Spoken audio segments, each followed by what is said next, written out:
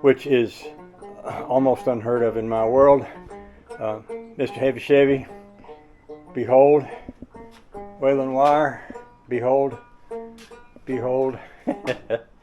Kind of cleaned up around here, cleaned the floor, got the radiator out. I'm gonna take a few things off the top. I take out the battery, take out the distributor, take off the carburetor, take off the alternator, water pump.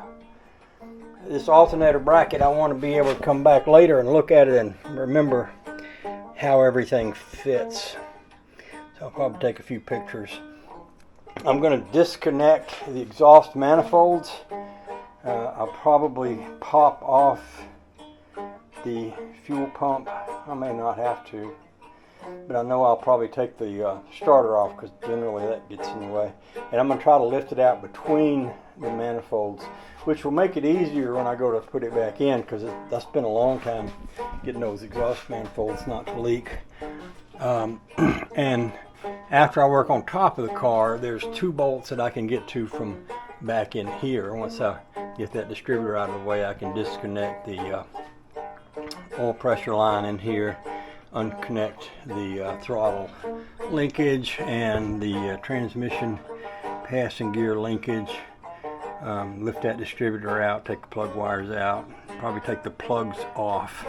Otherwise the plugs would catch on the intake, on the exhaust manifold when they come out. And then I'll go under the car and I'll disconnect the starter, the bolts where the engine bolts to the transmission, and the bolts where the torque converter connects to the flywheel, or if you prefer to call it, the flex plate. So very first thing, better get this battery out. I got a place here to set it, and I'll probably grab me a little battery tender and put on it. I probably have one sitting in here, over here, just waiting to be used. If not, I'll run down back and get me one for it. Oh, the joy. Summer we were at a wedding over at a winery near here, and they pulled out a bunch of these, and these little fans are made to sit on top of a bucket, like that orange Home Depot bucket over there. And what they did was they poured a bag of ice in the bucket, set this on top of it, turned it on, and it was blowing cold air on people sitting out at tables out in the grass in the hot sun. Now that's pretty ingenious. So they had them on sale and I picked me one up. Of course, now that it's it's kind of not hot summer anymore, I thought, well, I probably don't need that so much right now, but I'm here working on getting this motor out, and I'm thinking, well, I could sit that right here and just turn it on and have cold air blowing on me while I take the carburetor loose. Not a bad deal. How about that? Anyway, I had never seen one of them before then, and now that I've seen one, I think it's a pretty cool thing. Oh, interestingly enough, this runs off a regular old 18-volt Ryobi battery, or there's a wire in there where you can plug an electric cord in and run it off that. So that's pretty cool too. All right, onward the motor. I still have to unbolt this thing, which holds the throttle and the transmission kick down, and this little thing right there, which is the oil pressure line. And then I'll be able to reach bolts back here on the top of this.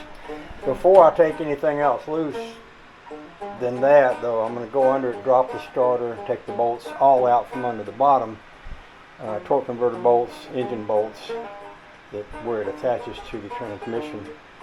And then that way, when I loosen these exhaust manifolds, I can just let them lay over. I'll also take the spark plugs out so I won't break them. With that starter out of the way, I can just let those exhaust headers lay over and then lift the engine right up out of there. I've got access to my front engine mount right here, and I got another one over here, so should be able to get the bolt out of the engine mount pretty easily. I'm making pretty good progress, I think.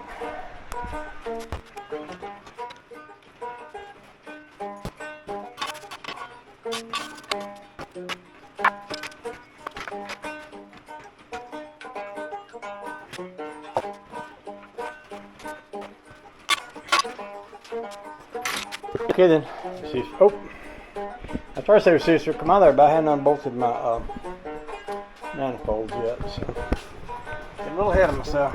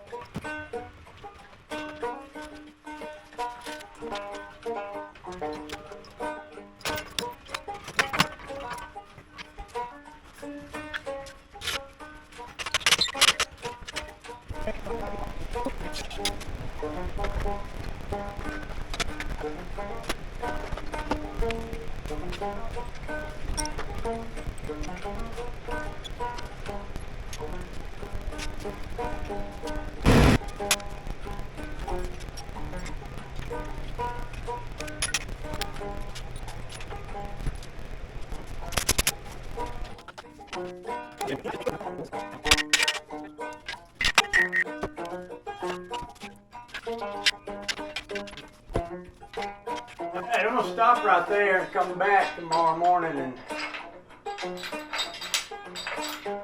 get the oil pan off this thing, and we'll take a look and see what we got going on in here. I probably want to move the car back some more too. Give me more room to work right in here. But all that can happen tomorrow. I've had a good day. Let's see what time it is. I want to see how long it took me to get that done.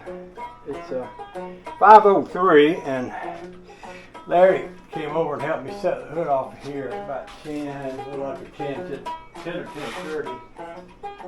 So that would be 11, 12, 5, 6, 7 hours. Took me 7 hours.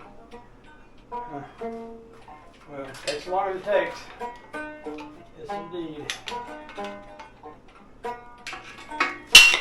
Night. I'm gonna rest up. I'll see y'all in the morning if I'm able. If I ain't stove up or anything. So I did think I'd do one more thing here before I quit for the day, and that's start the oil draining out. I wanna tomorrow. Well, yeah, tomorrow morning. First thing I'm gonna want to do is get the oil pan off of that. Take a look and see what's going on. And I want all that oil out of there. So I was thinking if I started draining now, I'll come back out here tomorrow.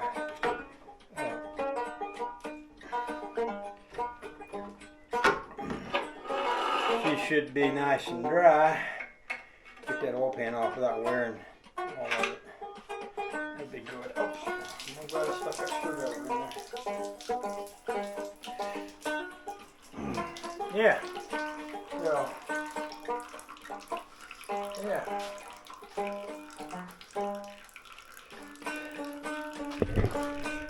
Well, the oil sure does look black.